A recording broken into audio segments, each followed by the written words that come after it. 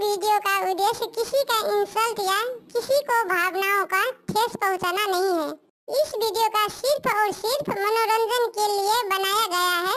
इसे अपने दिल पर ना ले। हम सभी कलाकारों का सम्मान करते हैं। धन्यवाद।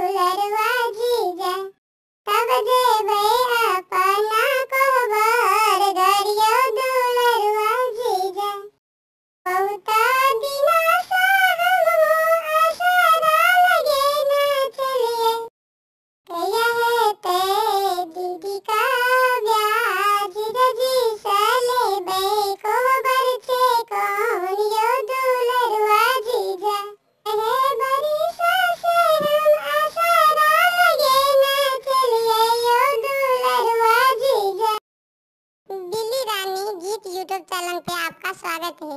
यहाँ पर आपको एनिमेशन वीडियो गीत मिलेगा। अगर आपको यह चैनल बिल्ली रानी गीत आपको पसंद है तो अपना कमेंट करें और साथ साथ चैनल को सब्सक्राइब जरूर करें। धन्यवाद।